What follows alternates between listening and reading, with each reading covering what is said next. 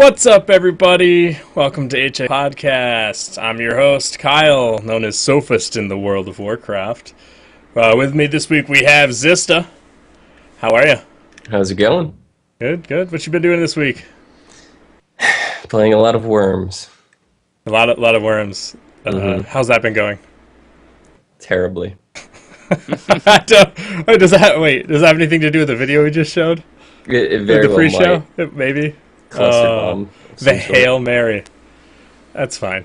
I mean, if you only have to deal with that once a week whenever you play me, that's not that bad. We've been playing every night for the past 4 nights, so... Well, alright, fine.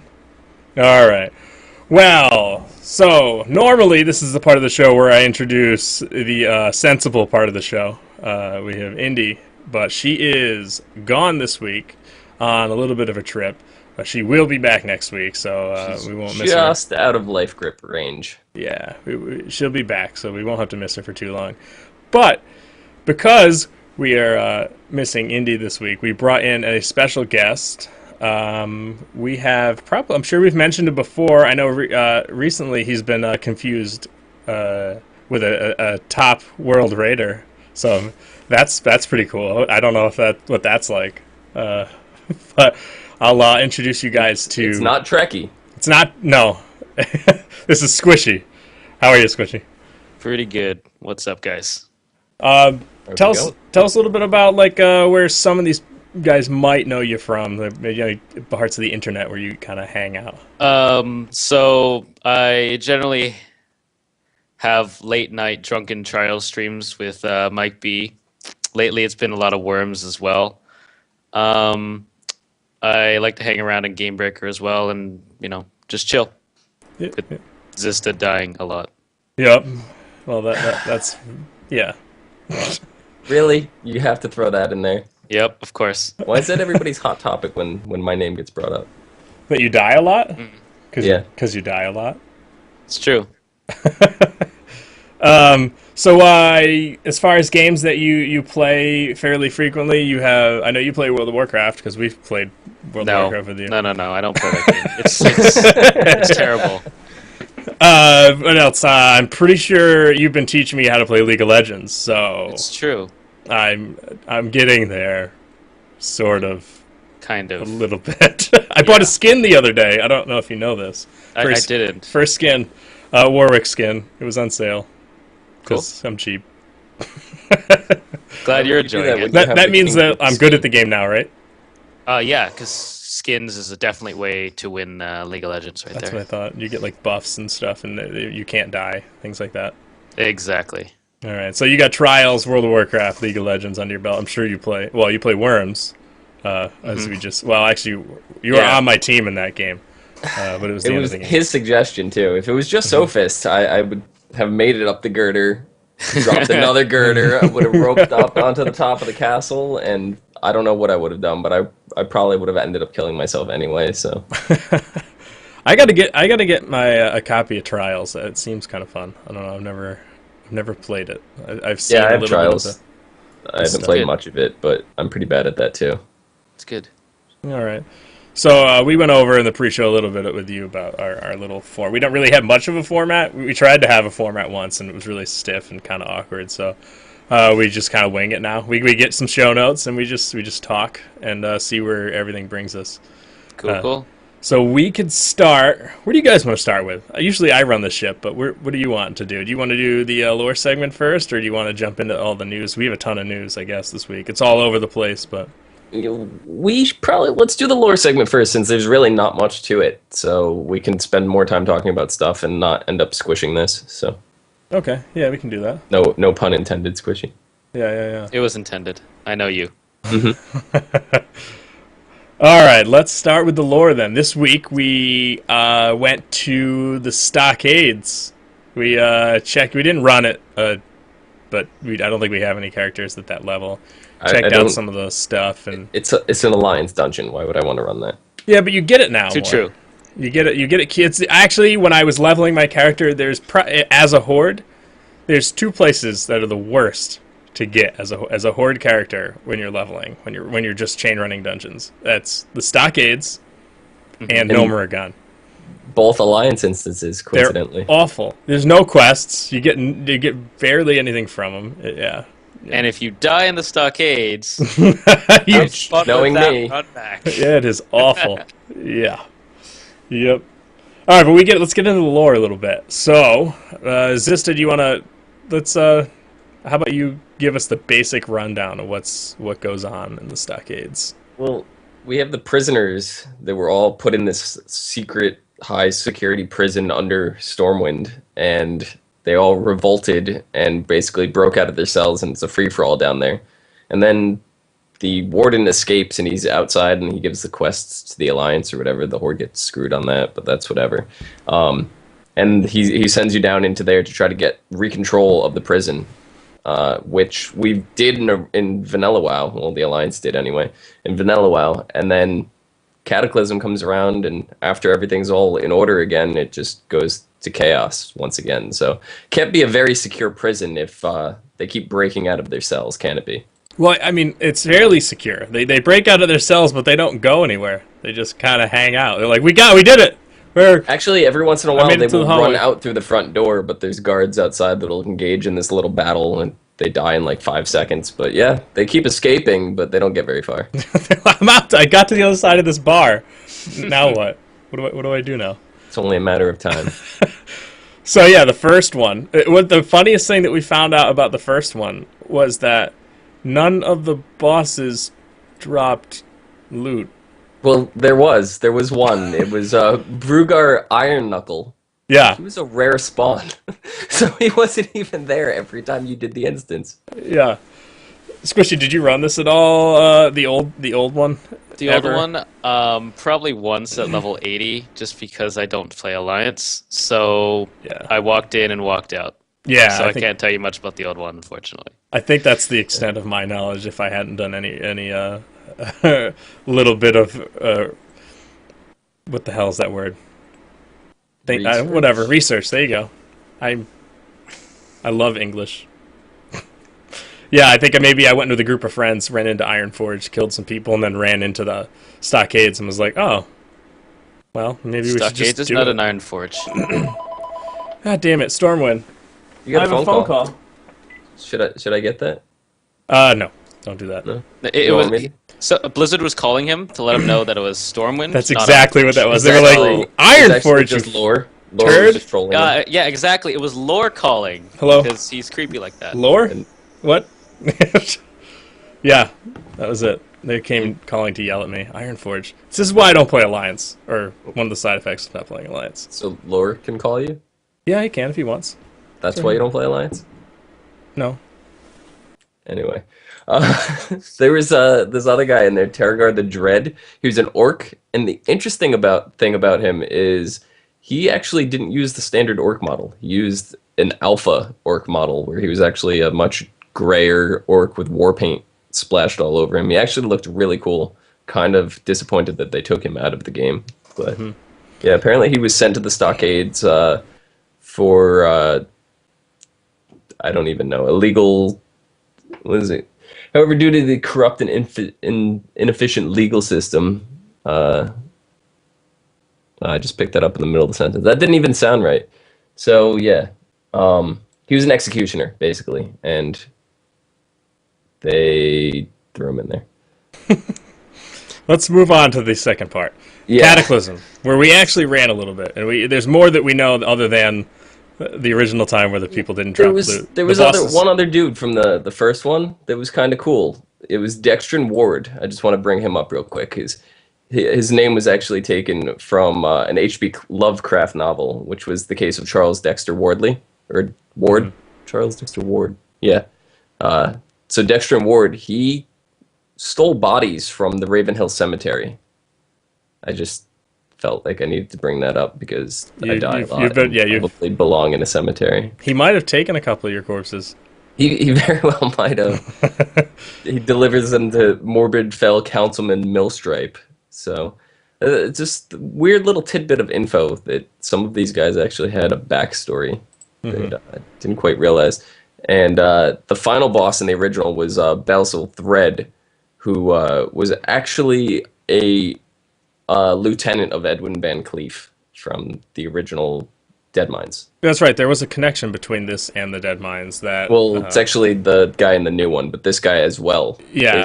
Thread was the first lieutenant Yeah. of Edwin Van Cleef. So when we get to the new one, we get to a guy, Randolph Malik, who has a connection with the house. Is it the House of Nobles?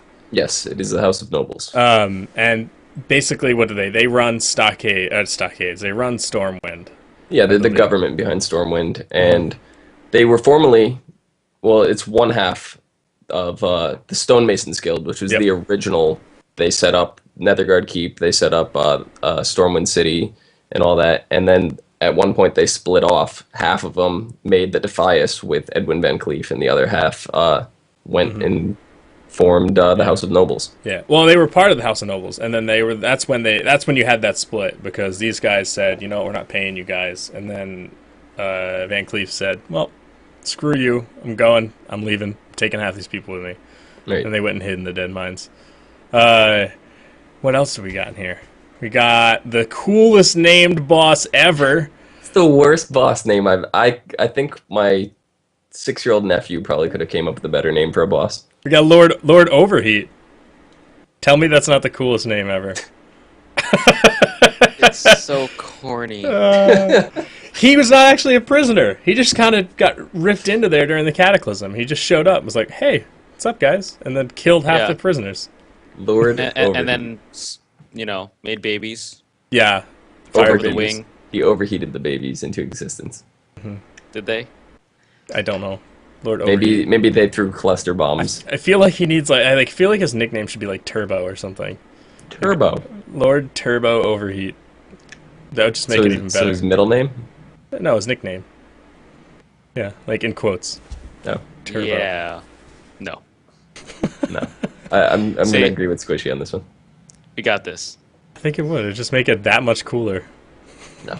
So who's the last boss here that we haven't talked I don't know. about? Some unknown guy, I think. Oh, you know about him. I've never heard of this dude before. No.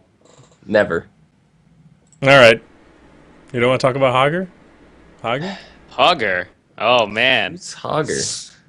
He was causing trouble for those 100 level 1s in a raid. Yeah. Those level 1 Alterburns. Hogger is the reason why they made it so you could not make a raid at level 1 anymore. That's funny.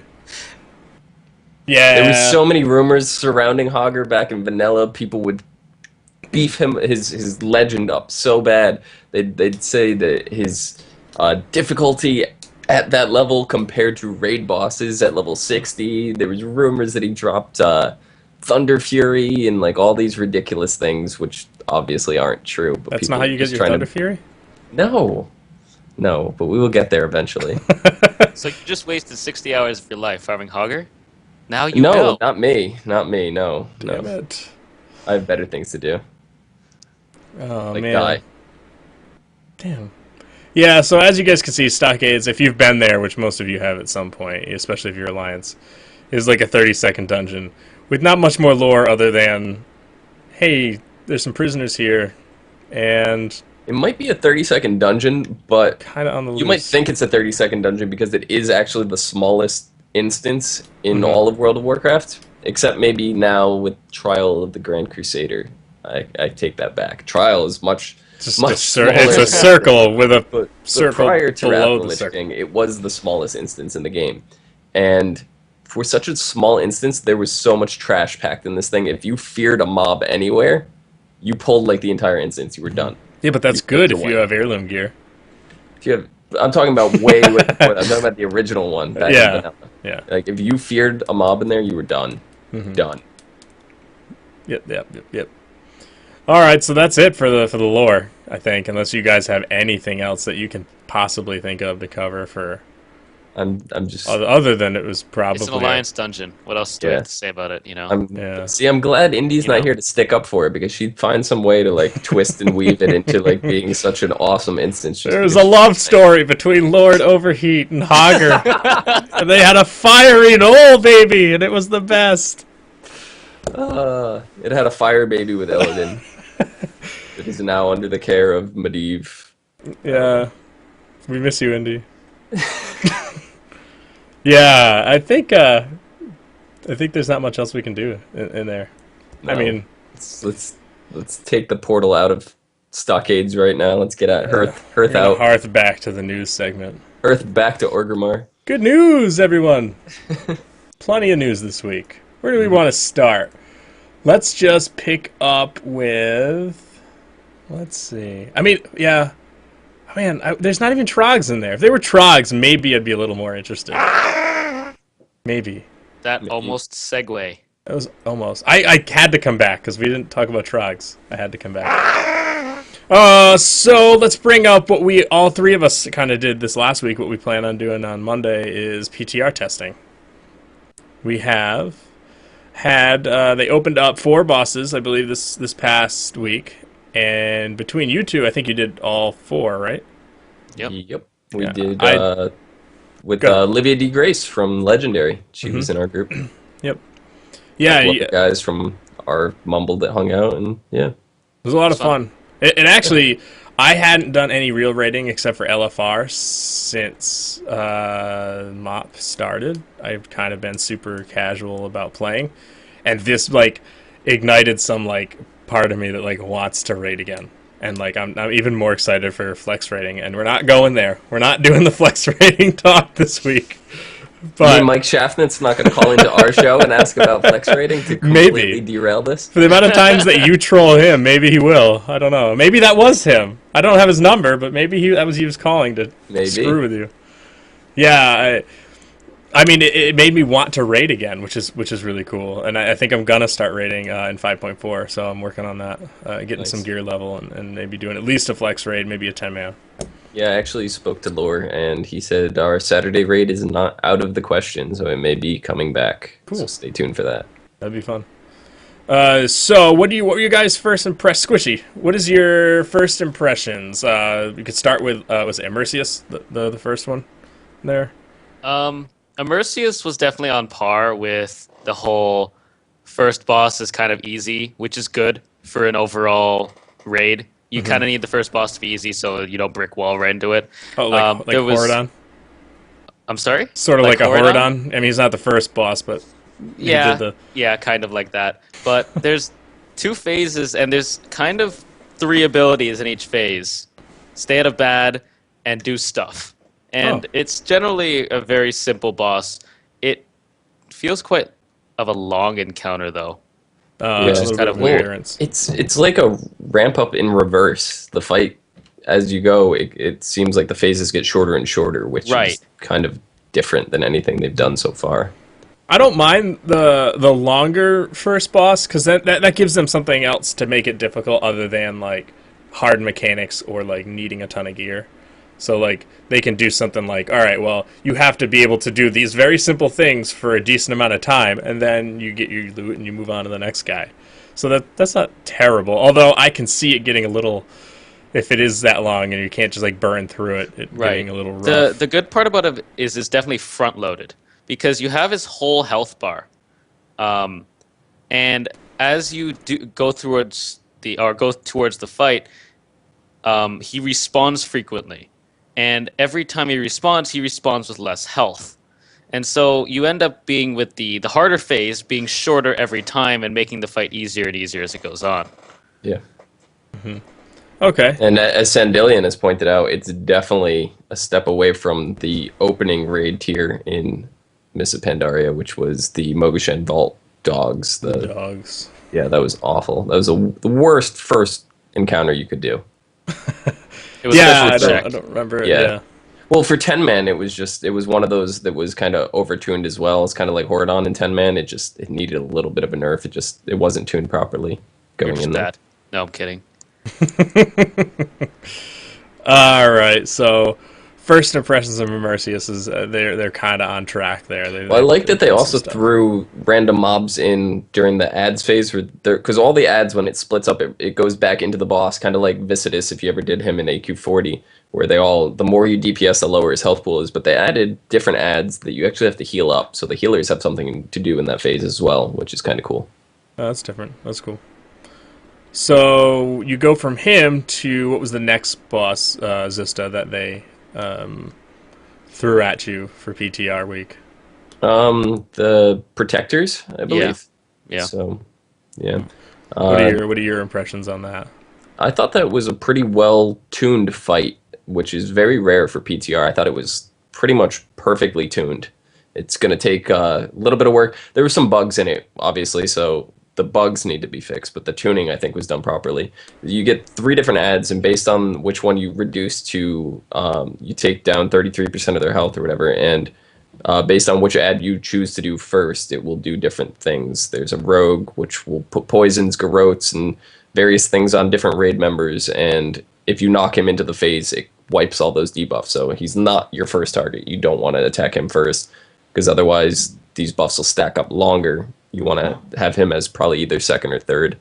But then there was the Protector, which you knocked him down, and I don't even really remember. He summons 3 ads that do stuff, and you just was wanna... one that Fire Blast? Is that what that one was? Yeah. So it's just a lot of damage going out that if you don't interrupt things quickly enough, then you're going to take a lot of damage. Mm-hmm. We were able to nuke, if we put all our DPS on that explosion ad, we were able to actually kill him before he even cast an ability, so that was good.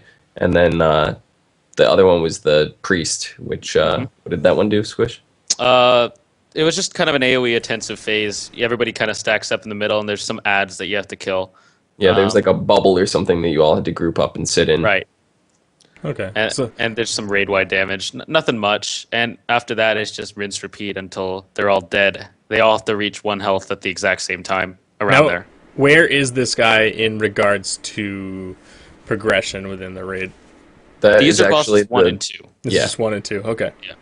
So they're both in the first wing, which means that they'll be released in Flex quite early and then LFR quite early as well. Okay. Yep. So as far as...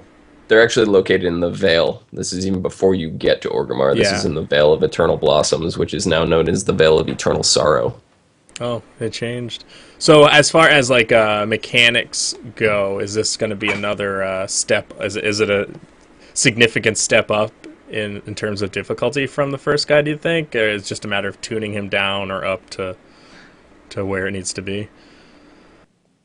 I think it's scaled, or it's tuned pretty well. Like, it goes up in progression level. I think it's actually really good. I don't think it's too difficult at all. Not too much of a... It doesn't seem like it's going to go from Jinrock to Hordon, which Squishy just mentioned earlier today. Hordon just got another nerf.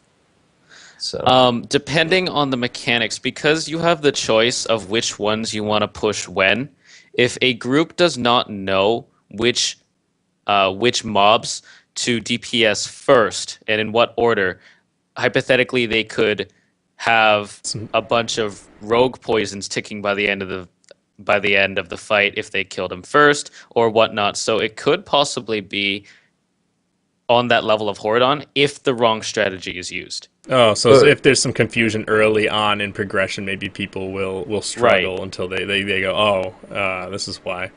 I got. But that's what we have. Tank spot boss. Oh wait, never mind. Oh, but there's other ones. We got some icy veins and some. Seems like all the boss guides are dying. Like we don't really have any boss guides. I don't trust icy veins. Well, I don't trust them either. I really don't. I trust me. A lot of their information was wrong in this tier. We need somebody to step up and start making some good boss guides, because all the good ones are gone. Well, we're not progressing fast enough to do that, so that's not going to be us. You're not progressing fast enough. Oh, go ahead, Squishy. Do it. I think you should do it, Squish. I think you should do it. It's like, no. I need to find the time. That's the real question here. Can I find the time? That is important. So, I had another question about that guy. That would be, and I don't remember. Protectors. Oh, is it just going to be the same 3 protectors every week, or is it the kind of boss where they're going to rotate stuff in? It's the 3 daily quest givers for the Golden Lotus, the ones that everybody hated. Oh, yeah, because the fight actually takes place in the crater where the Golden Pagoda used to sit. Right between the statues. Okay, so there's not going to be like an element of every week something different. Oh, now we got the bosses where you'd end up with like, oh shit, we got the shaman this week. That's awful. No, That kind of it's thing. the same That's for every towards time. the end of the instance. Oh, we we get do some of have- those. Hey, We do have one of those, Uh-huh. but we're not We're ready not for there yet. testing on that. Don't we have testing Monday for that? Tomorrow. Yes. Yeah, testing. All right, We so will be doing. We will be doing more testing Monday. we will be in there. So let's see. After the protectors, we actually get to Orgrimmar, right? We're at the front gate now. Nope. No. No. Well then. After Protectors is a cleansing ritual. Hmm. A Titan comes around and tries to cleanse you of all your Shaw taint. Oh yeah. Is this the Pride guy? No. I'm not there yet either. God damn No. it. No, this one takes place in the Dark Heart of Scenario. Right. In the room where Garrosh stole that box out of and took off. So we're going to be fighting in there. I believe Right. it is that Protector, the Mogu Titan guy, Right. something with, Yep. yeah. We're Oh not yeah, fighting it yeah, yeah. directly. I'm getting them confused with the fact that the PTR release order, because the next Yeah. boss that we talked about, We we went actually to. have not been able to test that guy yet. He wasn't available. But for That's testing, right. yes, the first guy would Yeah, the next be- guy that we did Yeah. was that's the Dark Shaman, right? Yes. All right, so Dark Shaman. Yes. Dark Shaman. Yeah, okay. I don't know. I What, did I'm Olivia trying get on not the to. show somehow? she got me saying Shaman for a little while. But that fight is a mess. It is a complete and utter mess. I feel Yeah. sorry for any of the groups that decided to pull them and fight in the actual room that they start in. Yeah, so the boss starts with them inside Garrosh's throne room, old throne room. So in that tiny little area. And so the first part of the fight is just getting them out, which is pointless, intrusive, and just flat out annoying. I did die a few times doing this. Yeah, Weird. we did have an off tank who was kind of. Uh-oh. Let's give a shout out to Total Deletion Oh no. as our worst tank. Anyways, That's because I wasn't tanking. the That's fight only reason. revolves heavily around kiting. There's just a bunch of abilities which you just have to kite around Orgrimmar for. So it's Razorgore 2.0? You have to what? I'm sorry. Is it Razorgore 2.0? More or less, yeah. We gotta kite him all the way down to Blackrock Mountain and up into Vale's room. Yeah. Yeah. No, this was the first boss that I watched you guys, and I didn't get to do PTR testing the first day. I wasn't around, and the second day I was going to be late. So I show up, and the first thing I see is this boss where there's like 2 wolves, a boss, there's a ton of elementals, there's random lines of other elementals spawning, there's storms, and I was like, what in the hell is... I don't know if I want a PTR. Like, this is before I did the last boss with you guys, where I was like, oh man, I want to raid again. I think maybe if I ran to this guy, I'd be like, this is stupid, I don't want to do this. It was pretty a bad. lot of fun though. I had fun doing that boss. It was a lot of mayhem and just complete chaos, but it was fun. I really wanted to do one attempt of them in the room. Like I really just wanted to see that. Maybe we could do that on flex rating. Well, I think the fun part about PTR is just going in there, and it's like throwing Yeah. spaghetti at a wall to see if it sticks. I mean, it's Squishy just shaking like, his head no. He said, no, just- we're not doing it in that room. that's the heroic encounter. They lock the door behind you, and you We'll have do to it. do it That's in that room. exactly what I said. You know that? Exactly what I said. Yeah, There's a lot. There was that wind going on. The tornadoes were flying everywhere. I did notice at the time of testing on PTR that the wind actually obeyed the line of the rules of line of sight. So if you were hiding behind a wall, the tornado would not go through the wall and hit you. So that's almost there's the auction house, the bank, and there's a few other huts and stuff. I actually think that they should be tanked in there, but nobody wanted to test that theory out and go in there. I think hide if you behind the tank them bank. in there, this would be better if we actually had timers for it. But if you knew when the wind was coming, you could throw them in the building quick. They'd throw the wind, and the wind thing would get stuck in the building, and it has one small hole that it could possibly come out of. I think it would have been good. So maybe with timers, that's something that's possible. But I don't think on the PTR we could have actually tested that. Yeah, the fight was just overtuned in general. There was a poison dot that started at 120k a second, and as it ticked, it increased your nature damage taken by 10% per tick. Oh, So, good. Yep. It Ow. beast moded itself. Yeah. It lasted 30 seconds, so by the end you only had 300% damage taken from That's nature. not bad. Yeah, I don't see why that's an issue. It was just a rough fight. Now that see on PTR testing, if you saved any of your nature resist gear from Vanilla WoW for AQ40, it would have scaled up and it would have helped you there. You wouldn't have actually taken any nature damage. I could have used my mage with Thunder Fury. It has nature resist on it. I'd have been fine. I had like 600 nature resist on my Thunder Fury. Somebody had linked. The reason I mentioned that is somebody linked the polar legs from I think it was level 60 Nax, and that had like 6,000 frost resist on it or something, or 2,000. It was something ridiculous. It was up there. So the important question with this boss, since you're right in the front part of Orgrimmar, is can you access the guild bank from there? Yes, you can. Yeah. You cannot access your personal bank, but you can access the guild bank. The guild bank. We got PTR, and they're probably gonna fix it. Sure, they will. You got to remember to put your Jeeves down in the right spot where the repair guys are, and then if you have a mobile auctioneer, you need to put that in the auction house so that you can go click on it over there. I don't even think they make mobile auctioneers. I think they should. Maybe they do. I don't know. I don't think so. They do. I have one. In the world of your imagination. It's the world of Minecraft. It's fine. Alright, so we're going to move on to the next guy. The one that I was actually there for. Went the worst. Yeah, that was the worst of all the testing that we had. No, that's not true. The Immersius actually was, but that's because we had a half pug, so I don't really count that. General Nazgrim. He was fun. Yeah. He was a lot of fun. That fight seemed like it was not too much for, like, too many things going on. And it did seem like I didn't see too much in there that they really needed to tune too much more, you know what I mean? Like, I felt like we were progressing. If we had just had some time to work on the fight, we probably would have. There was a computer check right at the beginning, or an FPS check right at the beginning. Oh, yeah. There's quite a few ads at the beginning that you have to AoE down that serve no purpose. Yeah, they're unnecessary. Except to boost my DPS, which is awesome as a Frost Mage. I'm like, 1,000 ads? Yeah, Frost Orb! It kills everybody's frames. It's like, why? Yeah, they served no purpose. They were there for no reason. I don't think they should be there. Or at least cut in half. Or maybe be pulled separately from the boss. Maybe they could just RP before and kill them all. Like he's pissed, sort of like Sourfang. There you go. That works. Do you guys want like a minute and a half of RP before every fight? No. Please don't. We named him Garrosh. Or not Garrosh, Draenosh. Fuck. Yeah. So, what else did you guys think? Squishy, what did you think in general about the fight, like the mechanics? What did I think in general about General? About General. What was your general thoughts about General? Go ahead. I thought it was well tuned, except for his whirling blade of death. That was just weird. Everything else seemed fine. Yeah.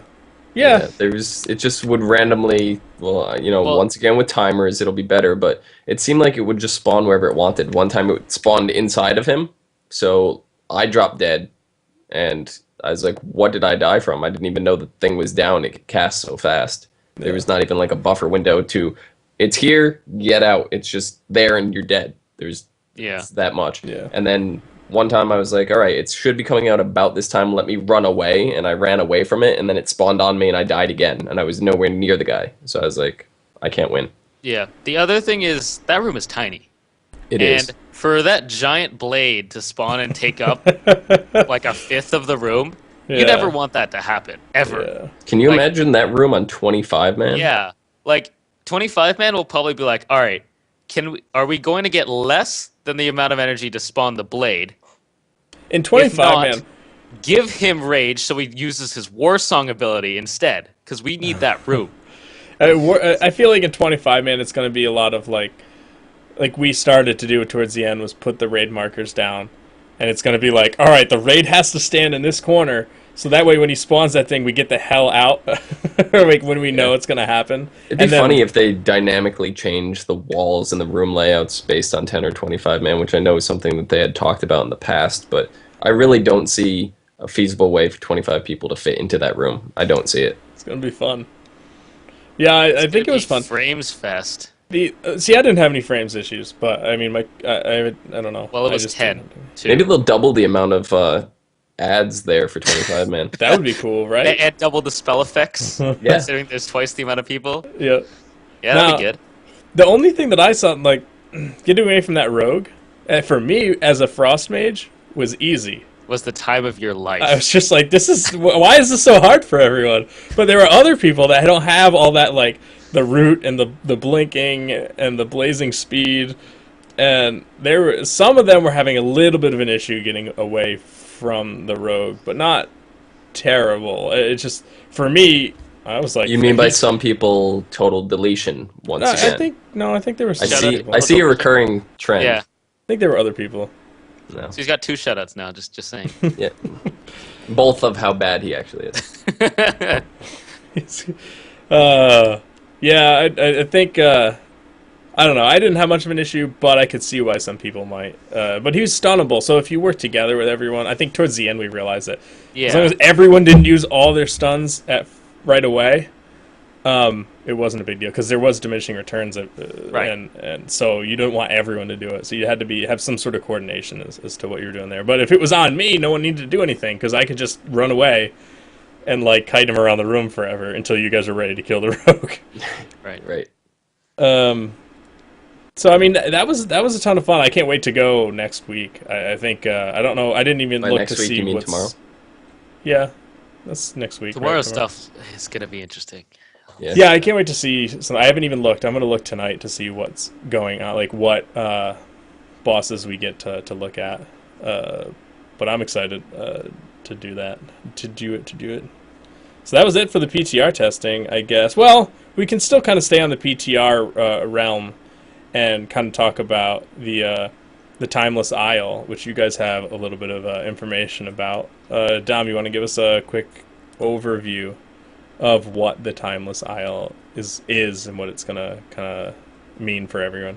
The Timeless Isle seems to be like a new quest hub. Not quest hub, but it's a new hub kind of area. I almost want to say it's a cross between something like the Argent Tournament and Throne of Thunder, Isle of Thunder kind of thing. There's a lot of stuff to do on there. More than just pet battles, and there's world bosses on there. There's one world boss you can only get from having your legendary cloak, which is causing a lot of controversy or whatever, but I really hope they stick to their guns on this one. Seems like there might be a few different quests to do. There's some new type of currency, timeless coins, and stuff like that. So I don't know. There's not a whole lot of information. It's a lot of data mine stuff on the PTR. Some people have gotten over the issue where you can't actually go to the island on PTR, but hunters can farsight, and you can pretty much see everything that's on there right now. And there's cranes and lobsters and serpents and stuff like that on the island that you could actually fight. So serpents, like upstairs? Yeah, the ones crawling across the floor. Squishy, anything else that you've seen there that you think is pertinent? Besides that, it's just going to be some world bosses and then basically a hub for everyone to kind of... It seems like they're centralizing everything, which is kind of cool. Then you'll just be able to go here and do everything that needs to be done as far as world bosses and stuff. Right. They said there's no daily quests, so that's good or bad depending how you pertain daily quests.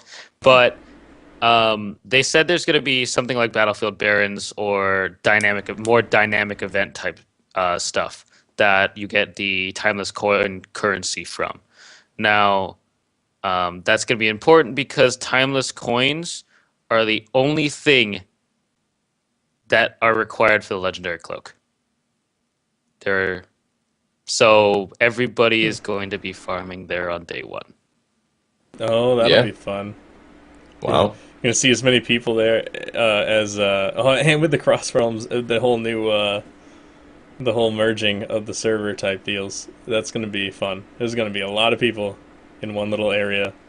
Yes, there will be. Yeah, we don't know exactly like what the events are. They said there's some solo events, so I'm guessing there's phasing, but we're not exactly sure how it's going to work. Like, you're going to have to kill these rares in the same way that the Isle of Thunder rares worked out? Because those worked fine, I think. And if, say, you need to kill 50 of those rares, well, there's going to be a lot of farming to do.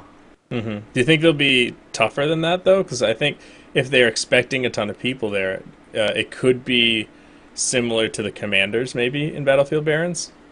Whereas they scale with the more people there, so they can. It's not just like if you have 1 million people there, everyone just tags it and gets it killed. Where these things actually stay fairly difficult the more people you get.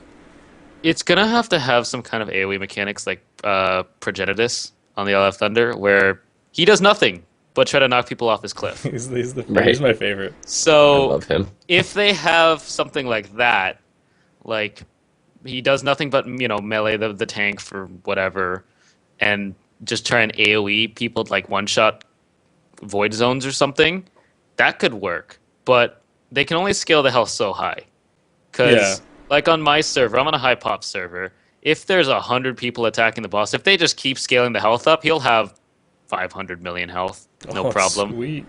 And then people keep coming in, people keep hitting it, and it's just gonna be terrible. Sounds like fun. Yeah, I think they'll stop at some point, but I think there needs to be that element because if you get too many people, like these things are gonna die in like 2 seconds. I think a little bit of a challenge would be fun. All right.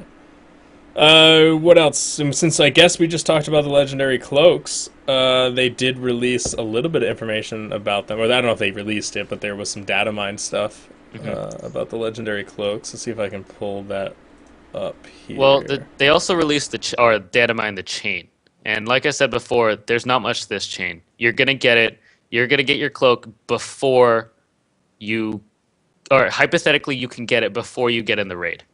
There, I think, are 3 parts to it. 1 is to go to the Timeless Isle. 2 is to collect the 50 coins. And 3 is go back to Rathion. So it's pretty short. Okay. And then you get your cloak. There's and gotta then be after something you get your cloak, with you those get a coins. 4th quest to kill Garrosh.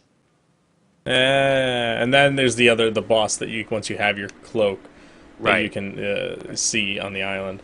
Now, There's got to be a little bit more with those coins because I guarantee you said it's going to be like Battlefield Barons. There's not going to be dailies. There's probably going to be weeklies. What if there's weeklies to go into the raid and kill Immersius and various bosses in there? We don't know. yeah, So, that's true, because the other ones You might will only actually collect need the raid. 10 of each sigil, but that actually meant going into Maybe. the raid. What do you guys think about it being a cloak? Are you, Xizta, are you okay with this legendary being a cloak and not something like a class-specific weapon?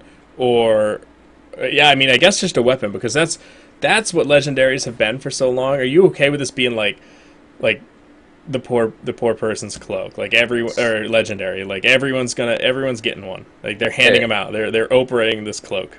It seems everybody has been expecting a weapon from the beginning, but I remember very early on they kind of hinted at the fact that it may not be a weapon. So I kind of always assumed, even up before this stuff was being data mined, that it was going to be a helmet. That's what I thought it was going to be. So am I a little disappointed that it's a cloak? Yeah, I thought it was going to be some like epic.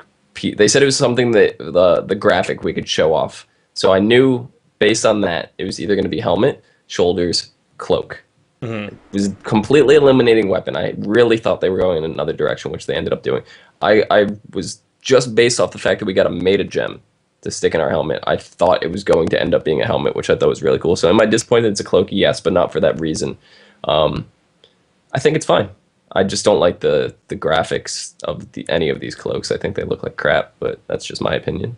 That is your opinion, because I quite like them. I like the cloaks in a way because it's probably the most appearance heavy other than the weapon.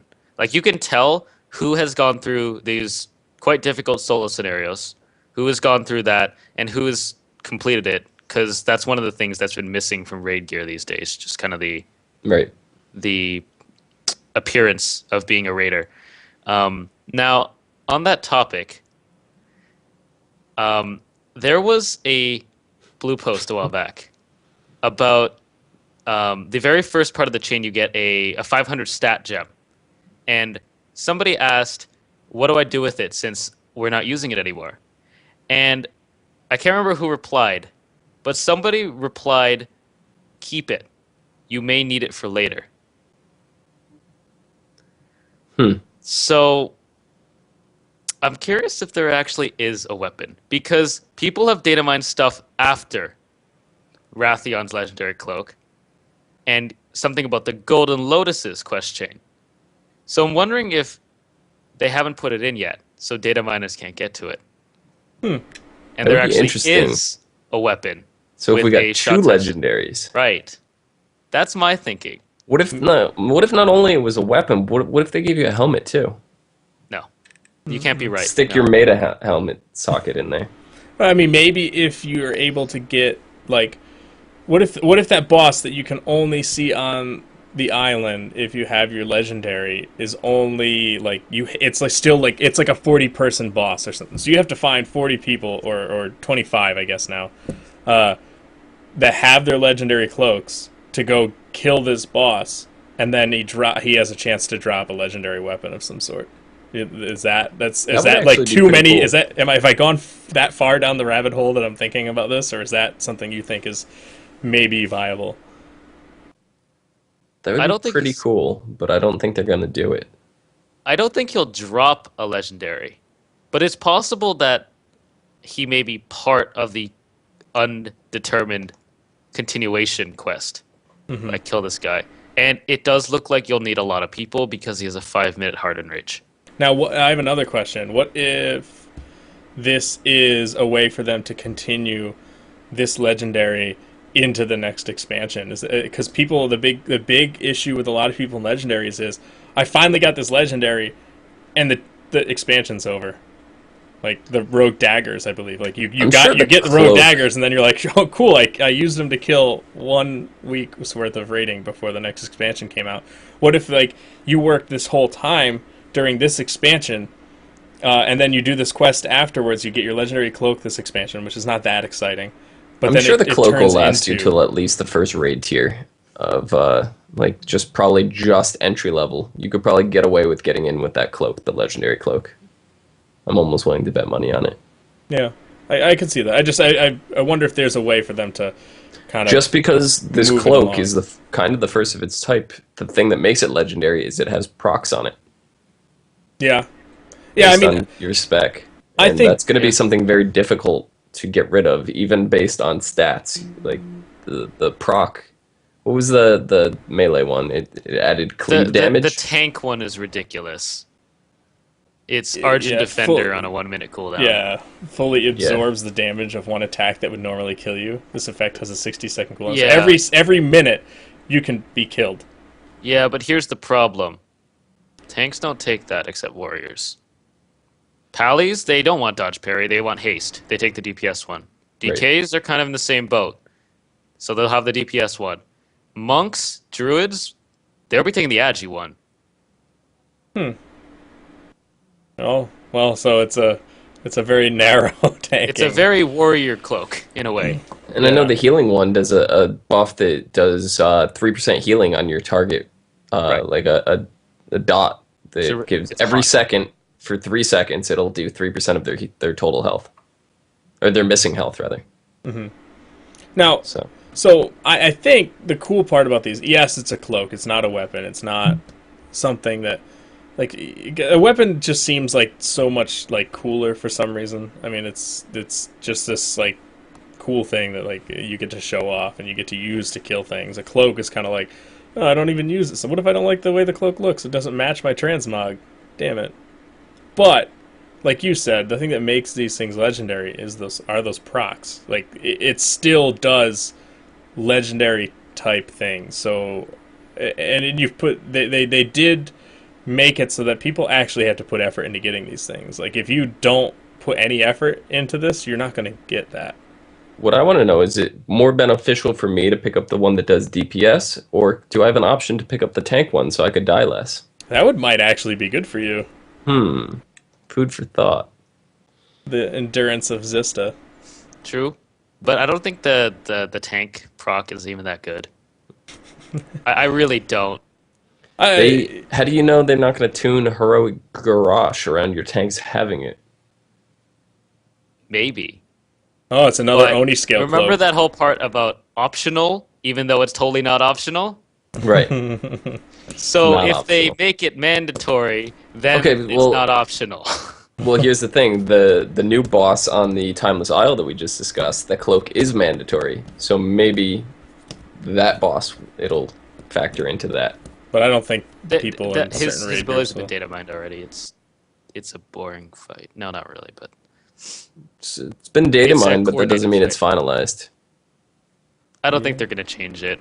I don't see them making a you must have this or you die. Usually, But from you what can't I've even seen- access the boss without the cloak to begin with, so... Yeah, but there's- from it's similar to bosses. This is what I equate it to. It's similar to bosses that are like Raden. Like you don't get to see him unless you complete all the heroic bosses.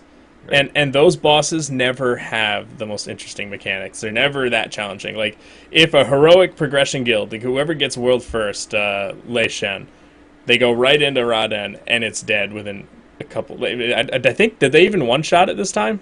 I think they one shotted Raden. I don't think they did. I thought it took them 2 or 3 weeks to kill Raden. 4 weeks. Was Yeah. it? I thought it You're a was little off. really quick. I Yeah, swear it was quite a really bit off. quick. Maybe they one-shot it like 300 times later. I swear Raden. No, you know what? The only thing about Raden was the gear check. Like it was a patchwork fight. Right. So they didn't have the gear.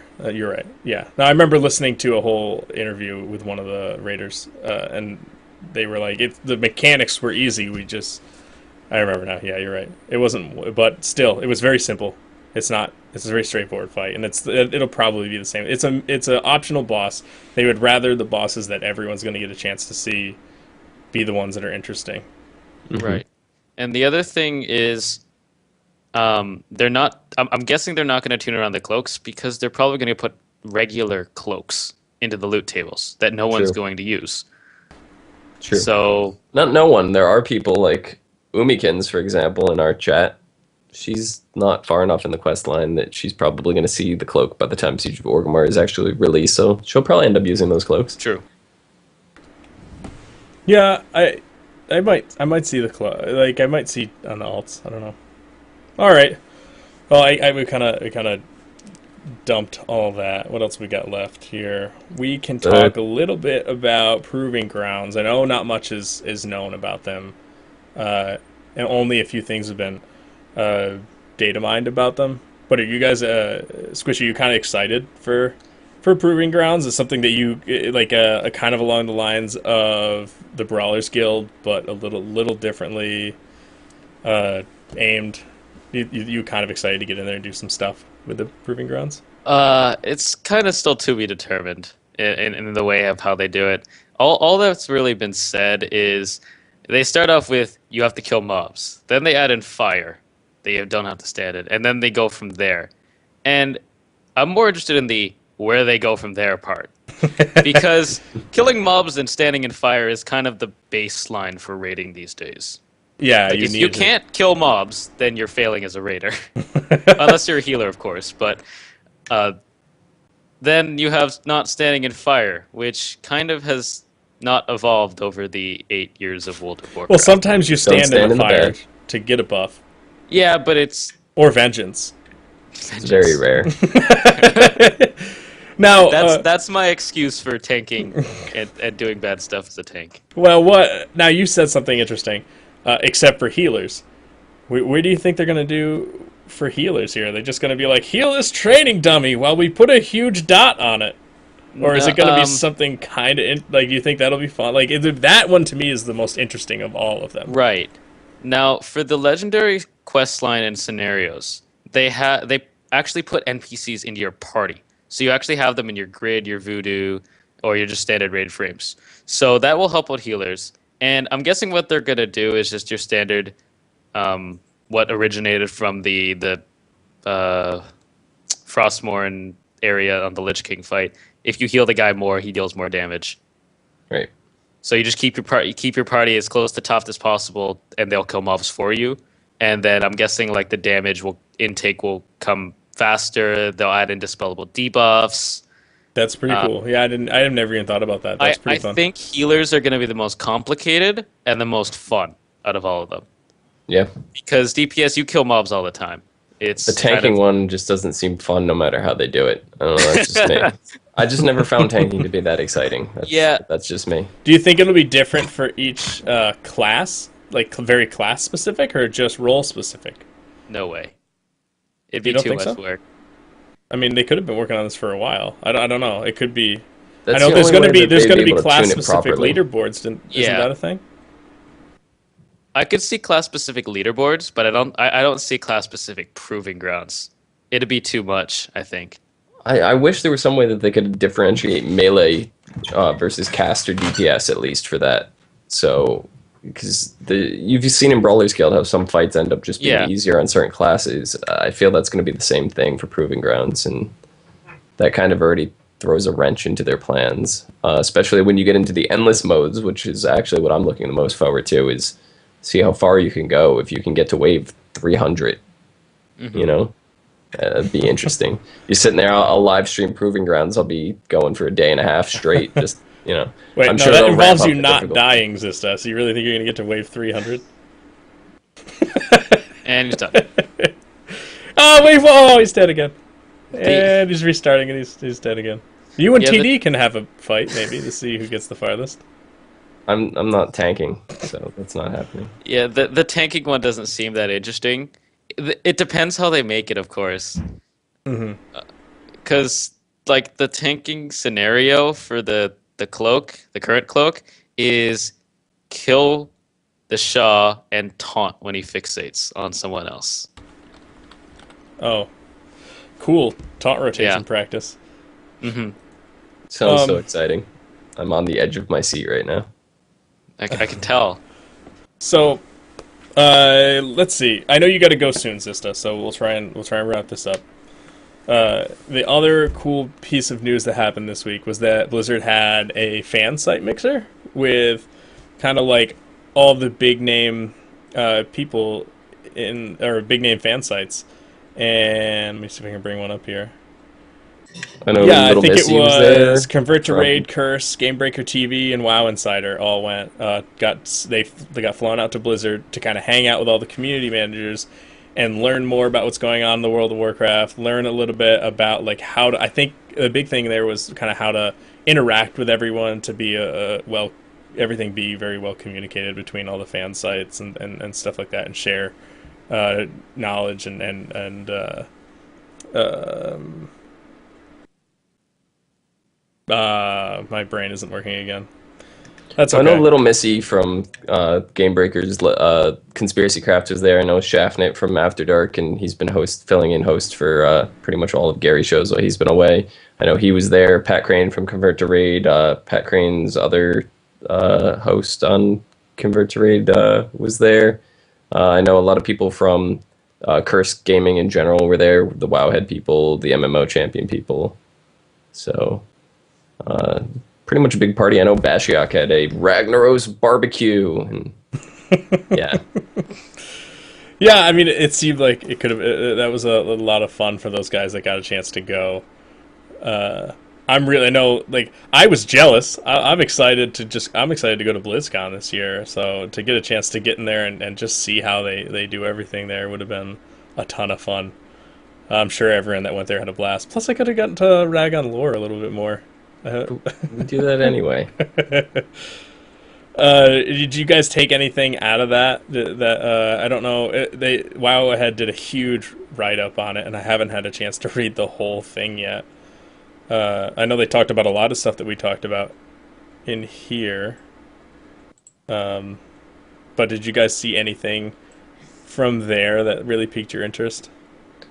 More so than the news itself, I'm more interested in the fact that Blizzard is extending their reach out to the community and the fan sites and kind of rewarding them to a degree with having, as far as I know, I could just be making this up, but I think they flew them out there themselves. I don't think the sites went on their own money. I'm not sure about that, but they're inviting people into the Blizzard headquarters and basically being like, hey, look, this is what we kind of want to do. This is our community. That, to me, more than any kind of information that they release, is just the most exciting part about this. It seems like a whole new time for Blizzard entertainment. Because I remember back in the days of early Vanilla WoW, not even early Vanilla WoW, all through Vanilla WoW, where Blizzard did something, and whether you liked it or not, that's how it was. And they didn't change anything. Yeah, if you saw a blue post at all, it was like, oh, blue words. Yeah. What are they saying? They put something in the game, the controversy, it it took a lot for them to take it out. Like, people were not a fan of dishonorable kills before that went through. And I'm pretty sure that didn't come out until like the very last patch of vanilla, if I remember correctly. Yeah, you might be right. Yeah. Did you take anything out of that, Squishy? The whole fan site mixer? Not really up your. Your not aisle. really. It was mostly stuff that we already talked about, so not too worried. Yeah. All right. Well, I think that's it. Oh, we forgot to talk about the sweetest buff. Not the buff. The sweetest ability that we found so far in all the data mining, and it has to do with the world bosses. And Ordos, the fire god. Oh. His buff. It has buff. His ability. His burning soul ability, where he inflicts 50,000 fire damage 1 second for 10 seconds. But then you mean burning sout? Burning sout. Yeah. But then when that's done, he throws you guys up into the air and then knocks you up. That is the exact wording. He knocks you up. So he throws you 8 yards into the air and then gets you pregnant. And then you can have little WoW babies. Like, you can make your own pets, maybe. Maybe that's what that is. I don't know. Maybe I'm reading too into that. Ordos' love child impregnated into my little male your goblin. character on fire and very small. And it's a pet. Yeah, we were going over that during pre-show, and I was sitting way back from my monitor. I just kind of woken up. I was looking at it, and I pronounced it burning sout. I had to get that out there. Yeah. And Squishy actually asked me what a burning sout was. I said, it's kind of like when your soul is a bit charred. Something like that. It's the same thing. Well, I think that's about it for this week. I know, Xizta, you have to go, so I'm trying to get you out of here at a time. Squishy's got a rocket. I have one more thing. Yeah, I have one more thing to say. So I learned about something this week, and it's something that you should all do this week. I'm scared. In front of Tordos, there's like 8 water geyser jets around like a central water jet. Do you know what I'm talking about? I think so. Yeah. Yeah, there's those little tiny things, and when you step on them, you get a sparkling water debuff. Every time you step on it, it stacks. If you stack it to 250, you get mail from the Shadow Pan that gets you an item. Are you? I'm not kidding you. So what is this I item? have not heard of this. Who sat there and stacked the buff to 250 times to find this? Please tell me you weren't the first. No. My guildie stacked it to 100 and was like, it makes you shiny when it gets to 100. And they're like, oh, that's cool. And didn't stack it higher. But apparently someone continued to stack it. And yeah, they got it. What does it mail you? Spoilers? You'll have to find out. Oh. That's awesome. Well, it's sort of the end of the show, but before we get out of here, I really want to give a huge shout out to Dark in the chat room for coming up with all these. Everything you see on here has made our stream look 10 times more professional. So Dark saying. And he does that on the side, I think. So if you need stuff, I think you could just talk to him. I'm sure he's if he wants to put his Twitter or something in the chat, then follow him. And yeah, he did a great job. I thought Very good job. The other shout out I wanted to give was to Ro for just doing a ton for the podcasting community. He's been super helpful, especially to us. He picked up the slack from, I don't want to say the slack, but WoW Insider kind of dropped out of the weekly podcast followings, and Ro has taken it upon himself now, and he's been doing a great job with it. So, and I know he's coming up on a milestone episode, so if you've never listened to that stuff, the Realm Maintenance podcast he does, and it's All Things Azeroth, I believe, is the other one. But he does basically All Things Azeroth, yeah. Yeah, he basically does. He keeps track of every World of Warcraft podcast. So, yeah, if you want to get into some more podcasts or just listen to what he does some good stuff. So, yeah, definitely. So those are my shout outs for this week. Dom, do you have anything or actually there was something we wanted to talk about, right? Like we have we're thinking about doing another show. Yes, Did you want to bring it up? Doing another show. You want to bring up the basics? We haven't really, we kind of knocked down some of it, but we haven't gotten to the point where we've started production on any of it yet. Yeah, we want to do more of a general gaming type show where we talk about upcoming games that are coming out and maybe even some former games that we want to spotlight for whatever reason. But kind of the big draw to it, which something Sophist actually suggested, so like right after we finish with the news segment of that, we would go into Jasper, can you stop biting on the cord, please? Goddamn cat. We'd go into a segment where we pick a game, retro game of some sort, and we will compete against each other. We'll come up with something like we could do Super Mario Brothers, the very first one, and see if you can complete how far you could go through the game without damaging an enemy.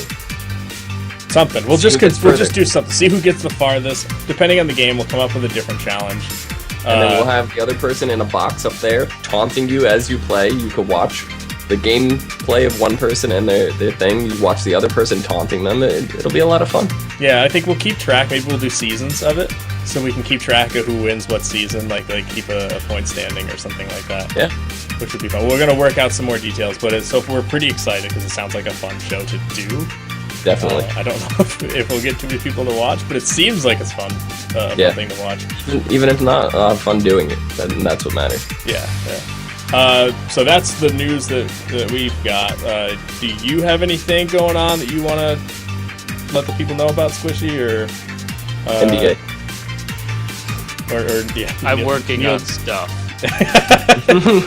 But it's fair to say we might actually be seeing you out more in the public eye in the future, maybe? Possibly. Cool. Depending on how things go. That's cool. All right. Well, that's it for the show. Xizta, where can the people find you at in the interwebs? You can get me here on Twitch at twitch.tv/Xizta, Xizta. You get me on Facebook, also Xizta, and Twitter, Xizta, but with an underscore at the end. Squishei, what about you? Where can the people follow you, find you, talk to you? Occasionally stream at twitch.tv/Squishei and on Twitter at Squishei. Simple, straightforward. How do you spell Squishei? Yeah, you might want to spell it in chat or something. If you're in chat. He doesn't even know how to spell Squishei. No, I'm confused. It's SQUISHEI. Okay, cool. And you can find me at twitch.tv/TheRealSophist, and Twitter is at TheRealSophist. And then, of course, you can reach out to me, Indy, who's normally here, or Dom through email, and that is podcast at thehxc.com. There you go. Podcast at thehxc.com. So for Indy, who's not here, but you will see her next week, for Squishei, thank you so much for coming on and hanging out with us in Indy's absence. And is it over here? Yeah. For the kitty cat man, the dead guy, the guy that hates cluster bombs, Xizta. This has been the HXC podcast.